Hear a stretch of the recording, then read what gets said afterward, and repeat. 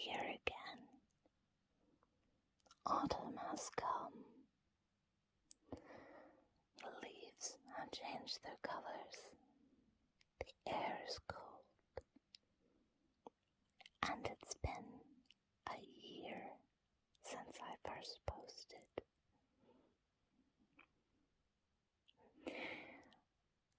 I posted less than I would have liked this year, but I'm glad I did what I did, and I'm pleased to continue.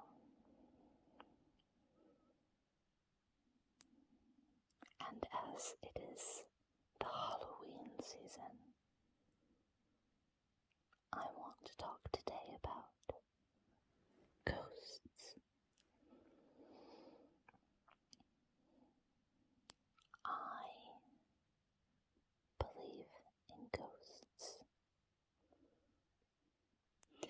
I am a person of science. I do believe that most supernatural, paranormal experiences have perfectly logical explanations.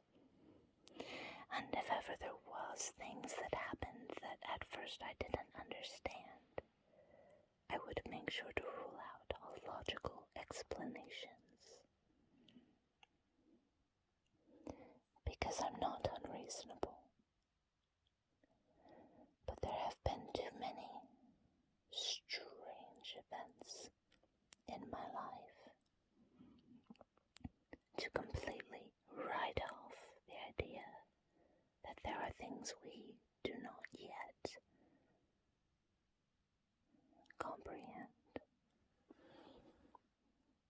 And I do hope that one day science can explain it, even if that explanation is ghosts. But it runs a bit in my family, and I just thought it'd be fun to share a bit with you. Lots of strange things have happened to us, but I will try and stick to the topic of ghosts. One of the very first experiences, I was maybe 11, maybe, and in our house at that time, my bedroom was in the middle of the house.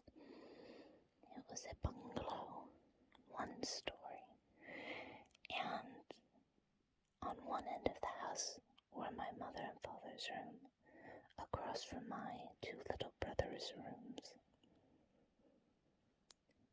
I was in the middle of the hall, across from the bathroom, and at the other end of the house was the kitchen, the dining room, the living room, and the garage. One night, I was awake. Suddenly, I had no recollection of waking up, but I knew that I had been asleep, and that then I was not. And I saw the form of a young child run past my open door. So I, even though it didn't quite look right, assumed it was my brothers staying up and playing. So I, a big sister, crept out to wait by my door so that I could scare them as they ran past again. It's what siblings do. And I waited. And I waited. And no one came. So eventually I went to a investigate and found my brothers sleeping soundly in their bed.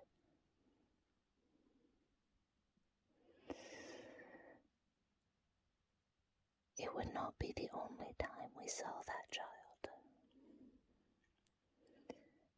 I believe by the end, all of us had seen her.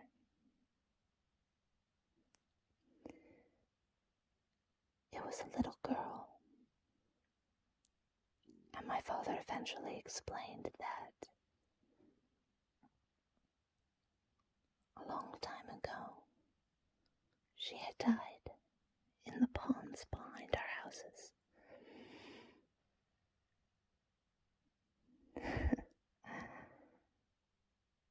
And he was pretty sure that's who it was, because where we stood to wash the dishes in the kitchen sink had a window that overlooked the backyard. And sometimes, even in the middle of the day, you'd see her run through the yard, through the fence. Because when she died, there was no fence there. One night, my father was awakened. He heard the unmistakable sounds of matchbox cars being run along a wooden surface, back and forth, and then ran off the edge and dropped into a bucket. At this point in time, my brothers kept their cars in one of those McDonald pumpkin buckets of the 90s. Side note, they've re-released them, but the lids are awful. I don't understand the little plastic flap. Explain it to me. Anyway, my father saw our cat, Tabitha. Side note, I received Tabitha the day after Halloween. I had let a family friend borrow one of my witch's hats, and when they returned the hat, it was held like a sack, and there was a lump in it, which I assumed to be candy as payment, and it was a kitten. I named her Tabitha after the daughter on Bewitched.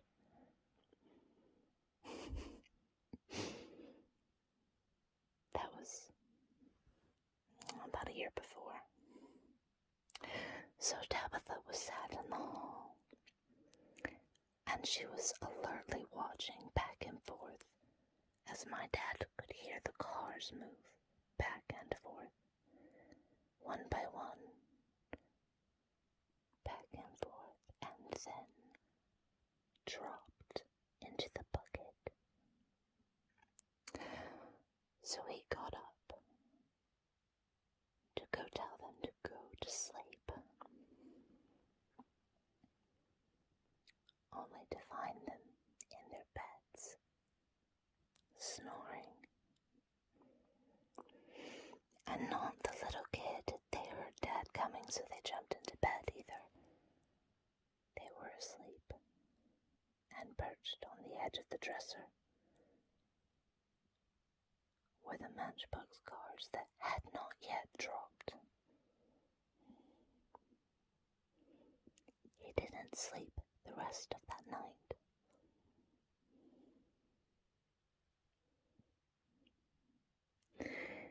We have yet to understand any explanation for these things and a few others that happened in that house.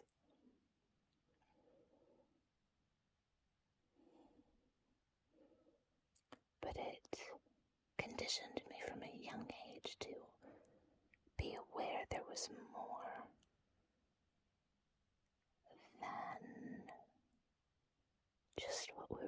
school.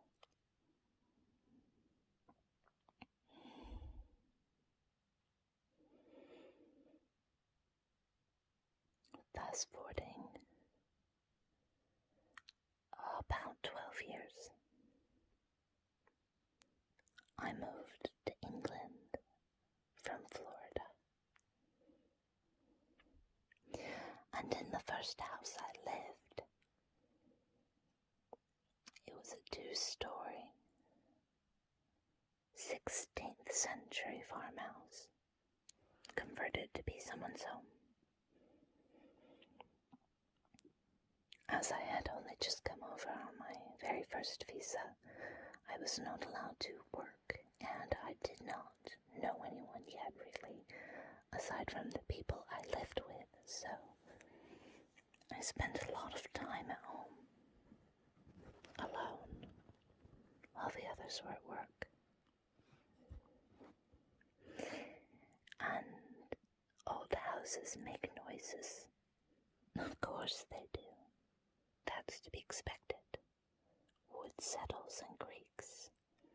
The wind whistles through the vents. This is all perfectly normal. But what kept my attention was the person who paced.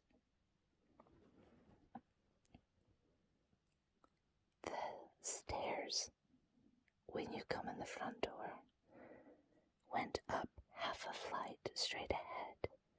There was a tiny landing, and then they turned 90 degrees to the right and went up the rest of the way to the next floor.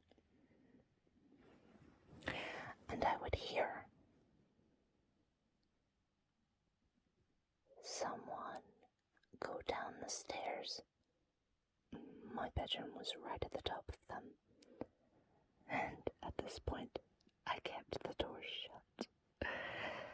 But I'd hear someone starting at the top of at the stairs at the top, come down, walk down each step, stop on the landing for a bit, and then come back up the stairs. It wasn't just stairs creaking. It was a paced, distinct sound of footsteps on the stairs, and the weight of that body being held by the stairs. Always the same pace. Down, wait, return.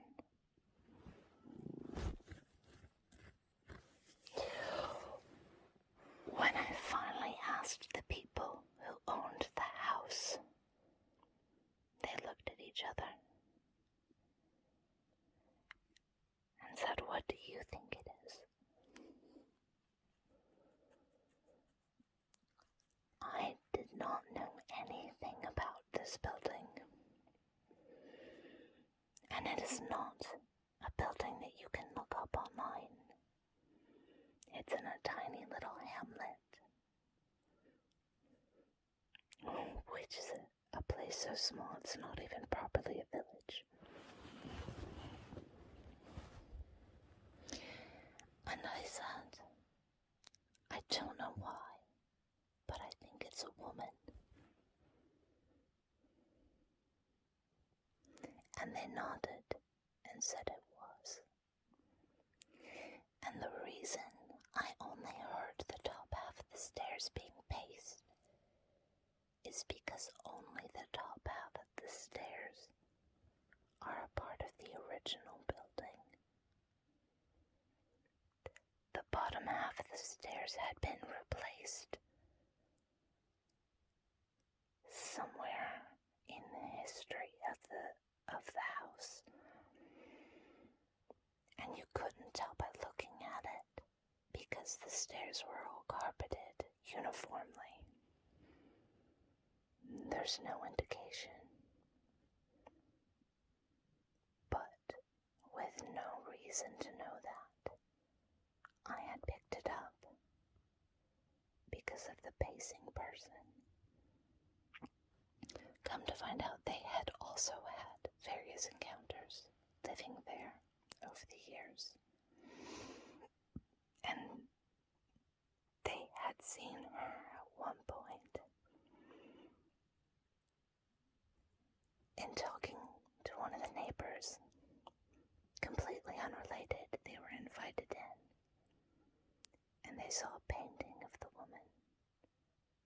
hanging in their house.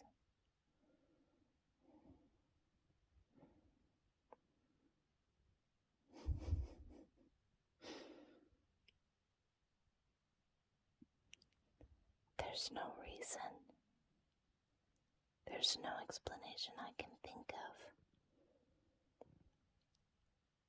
I just know it happened to me.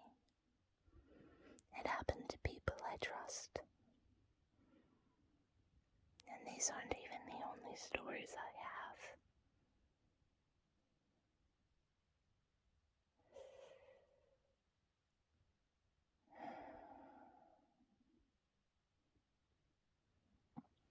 So when people say they don't believe in ghosts, I respect that.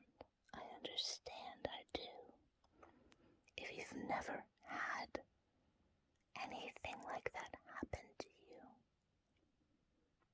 it can be a little hard to take.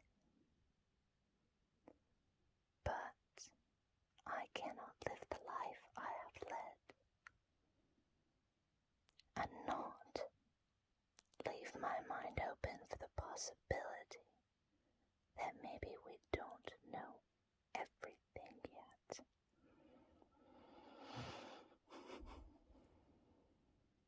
What a perfect time of year for it, right?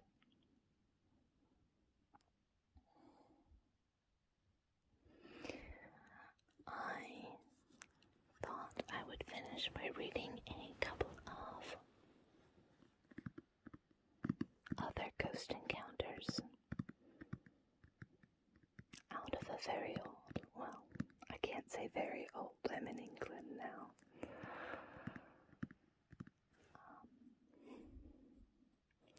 A book I brought with me from home that is almost as old as I am. I'm gonna give away my age here.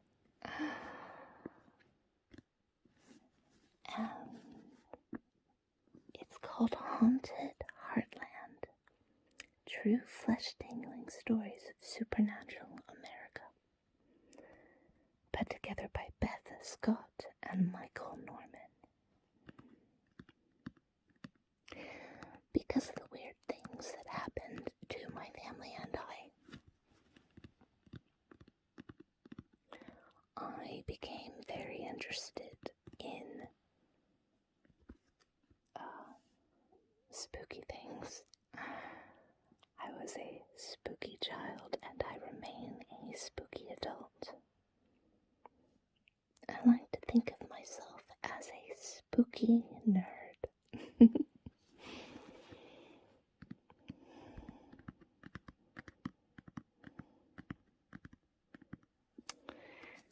The back cover of this book reads, "You're about to journey into a world filled with people and events out of step with what we believe. It is the world of the supernatural, a gathering of the unbelievable and fantastic. Ghosts, haunted houses, possession and exorcism, vanishing people and ships, mystery lights, premonitory dreams, and more. Each of these stories, every one reported as true, takes place in the American heartland, the deceptively quiet states of the Middle West. From ghostly mansions in Ohio to a Nebraska classroom lost in time, from haunted mines in Minnesota to ancient specters wandering the Ozark Hills of Missouri. Enter an America you never knew existed, or have heard about only in terrified whispers." What a well-timed noise from my neighbor, eh? It's about 2 a.m. and I've done my best to wait until the world was silent to record, but unfortunately, when you have neighbors and live in the center of town, there's going to be noises. Especially on a Saturday night. If I'm very unlucky, someone stumbling home from the pub will start shouting outside. Fingers crossed, eh? Anyway, back to the book.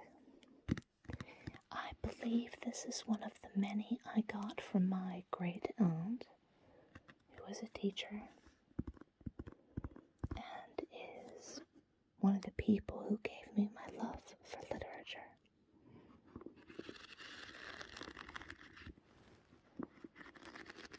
The book is yellowed.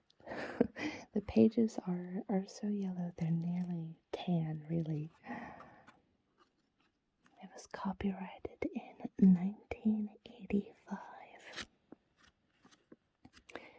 And it is a chunky book, a thick paperback with about 468 pages of content, not including the index or foreword. The book divides the stories up by state and then into more specific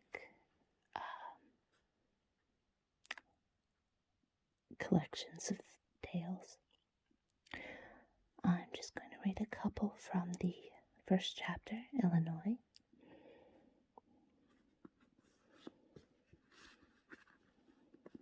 As ever, I want to be careful not to be flagged in violation of any sort of copyright, so I'll include the book information in the info below, so that if you wanted to check it out, you can.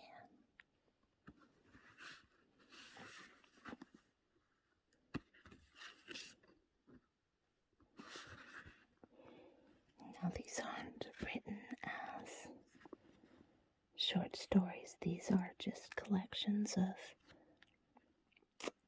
haunted locations and tales people tell. And the first one, in honor of our little ghost girl, I'm going to read is called Hattie's Playmate. Little Hattie Bennett was only 12 years old when her friend, a girl her own age, brought notoriety to her family on the outskirts of East St. Louis in 1870. Hattie's pal dressed in a simple blue merino dress trimmed with fur. Her shoulders were always covered with a cloak, even on the hottest of summer days. A bonnet was drawn tightly around her light brown curly hair, allowing just a hint of cascading ringlets to frame her cherubic face. The girls talked often, sharing the confidences and guarded secrets so common in children of that age. There was only one problem. Hattie's playmate was a ghost. Just when the mysterious child first moved into the Bennett house is unclear. Fido Bennett, his wife Julia, and their children, including Hattie the youngest, lived on the old Belleville Road, about 2 miles from East St. Louis. Or St. Louis. I'm not from the area, so I don't know if they're pronouncing their S or not. Again, apologize for any mispronunciations. I'm not from the Midwest. The simple frame home contained just 2 downstairs rooms, a combination kitchen, and a living area, and a separate bedroom. A loft reached by a narrow, rough-hewn ladder served as the children's bedroom. A child often conjures up some invisible playmate to help pass the lonely hours when parents and older brothers and sisters have little time for her. But rarely do these imagined companions speak or cavort around the house of their own. Hattie's friend was different. Among other things, she was mischievous. She would yank coats and caps from wall pegs and toss them to the ground, only to replace them later. She scratched in the loft as if her fingers were running across the rough plaster. And sometimes she could be heard, her disconcerting voice drifting through the small home, at times barely audible, while on other occasions it resounded clearly. The disembodied voice could also answer questions with the tone and syntax of a child. Sometimes it carried on a dialogue with the visitors. At other times, only Hattie could hear her speak. The story of the ghost on Belleville Road soon spread beyond the Bennett household. A Catholic priest, one Father Zabel of the Catholic Institute, expressed the firm opinion after a visit that whatever was present in the house was an evil spirit. One reporter for one St. Louis newspaper, drawn to the house in hope of uncovering some trickery for his readers, came away so distraught and unnerved that he could only furnish his editors with a disjointed memoranda of his visit. The mayor of East St. Louis, Colonel Gerald, journeyed to the house with a group of businessmen and offered the only written account of the haunting. Part of his diary excerpt as follows. Taking a seat in the nearly furnished parlor and feeling ourselves at home, we laid our things outside and hung our outer garments on a nail. Engaged for a moment, we turned around, and our garments had disappeared. What had become of them?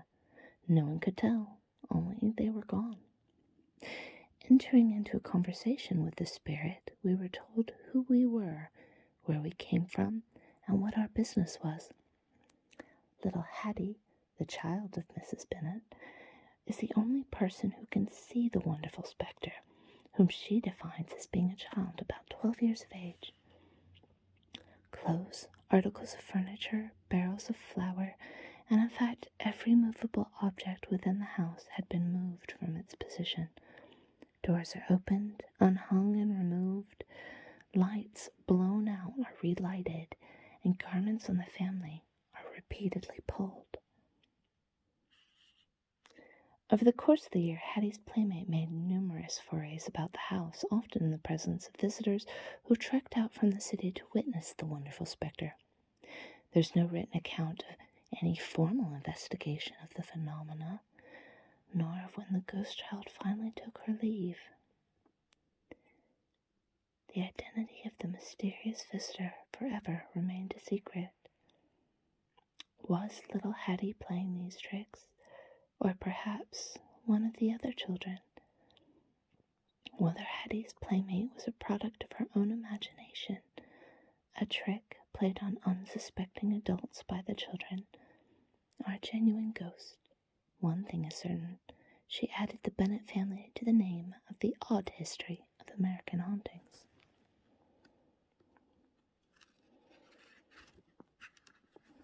And that does sound very much like what my family experienced. It was never malevolent, never felt menacing when the child was involved. It did feel very playful. She was often running when she was seen. Not from anything, just as children run. And things would move. And things would be taken and later replaced.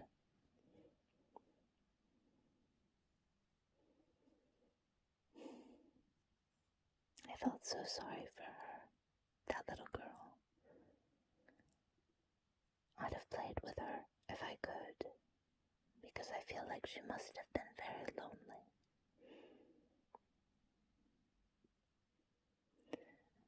After we had moved away and someone else had bought the house, I often thought about getting in contact with the family that moved in to see if anything had happened to them. Especially as the next owners ended up adding an extension to the house. It would have been very interesting to know had the little girl started running through those walls too.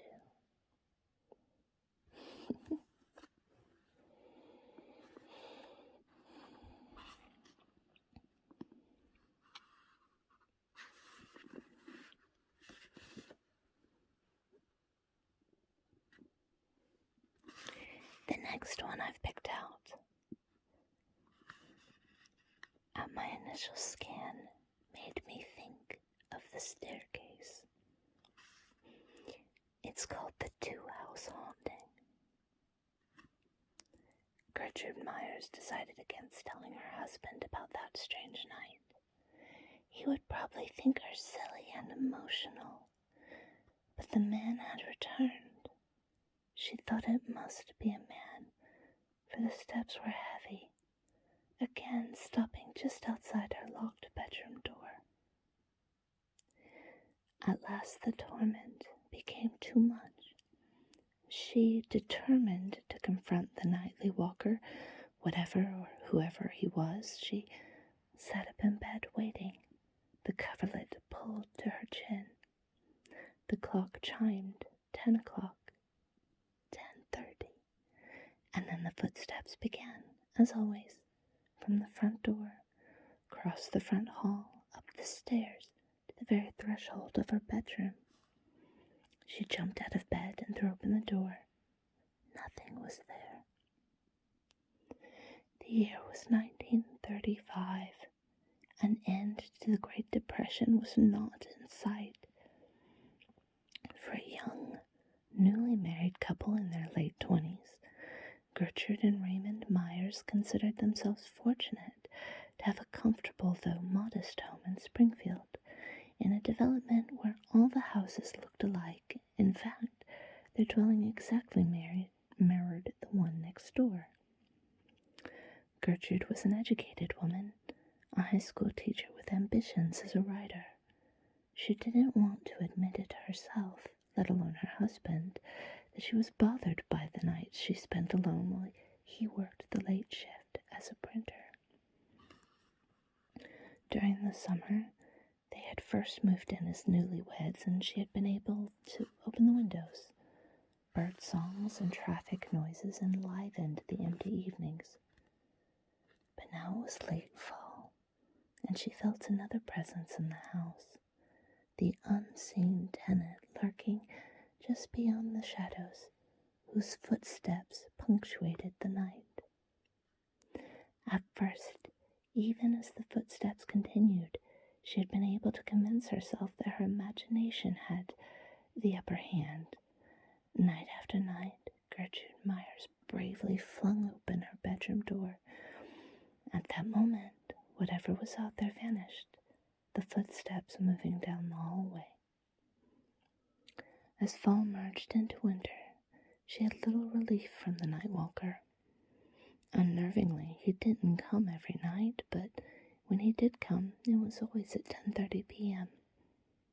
Unbeknown to his wife, Raymond Myers had also heard mysterious sounds as the weather grew colder. He assumed it was Gertrude. He usually returned home from work around 3:30 in the morning and went to the basement to stoke the coal furnace before going to bed. Often he heard someone moving around on the first floor. After several days, he finally asked his wife what she was doing prowling around in the middle of the night. And that was when they discovered their similar experiences. Raymond also heard footsteps during the day after Gertrude had left for her teaching job. But neither one of them ever saw anything, and they couldn't decide what the intruder was after. The nightly stroll seemed almost ritualistic, seldom varying in routine or duration. Always from the front door, up the stairs, and to the bedroom door, but never did anything come through the door. Who could the intruder be? A possible answer came in the spring when Gertrude could again be comforted by human and animal noises drifting through the opened windows. The couple decided to plant a garden, and in the process, first met their neighbors from their identical house next door, a grandmother and her young grandson. As neighbors often do, they chatted about their families and houses, and that's when the Myers mentioned their nocturnal rambler. Their neighbor revealed that she too had heard mysterious footsteps. Furthermore, she explained the two houses had originally been a single dwelling, a sort of duplex. For some reason, after the suicide of the original owner, the duplex had been divided into two separate dwellings, moved some distance apart. They decided the ghostly footsteps must belong to the former owner, only he couldn't decide which half of the house he belonged in. The haunting continued in both houses. Gertrude and Raymond Myers grew used to it, although never felt completely at ease. You see why I picked the stories? I swear they're true, they happened. I wonder if perhaps the similarity is what...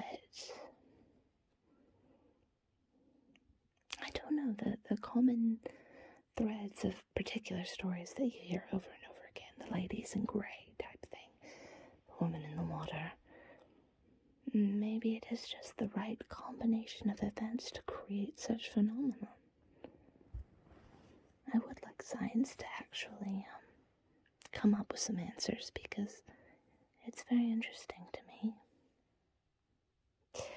The neighbor had the painting of the woman because at one point, I believe the woman had lived in the house I was living in and had been related to the family in the other house. One family in multiple houses, siblings or aunts or something. I didn't get the full story. I wasn't there, but basically when the woman had died and they cleared her stuff out, they kept the painting of her.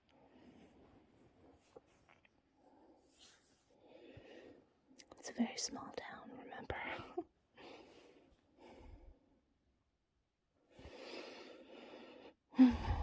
Was that enough? Do you need one more? Is this sufficiently spooky for the season? I hope you enjoyed learning a little more about me. If you're someone who resolutely does not believe, again, I understand. You don't need to tell me about it in the comments, but I would like to hear any experiences you might have had. If you have had experiences, do share them with me. I really love to hear about them.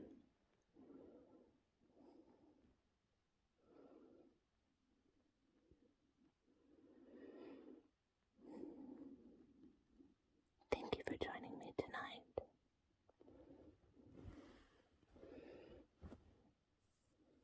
Let me know if you've enjoyed these.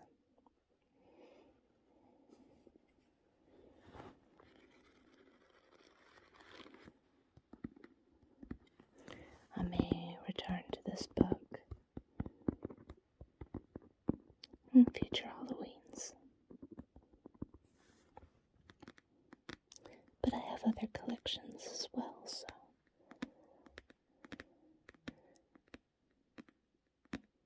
it might be one you get to hunt down on your own.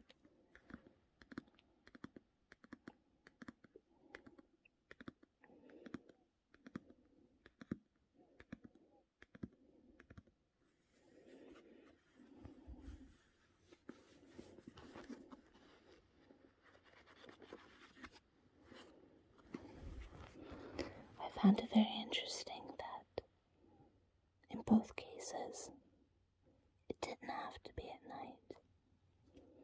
It could have been in the middle of the day, at any particular time. And so, don't worry about sleeping tonight. You're perfectly safe. And as ever, be not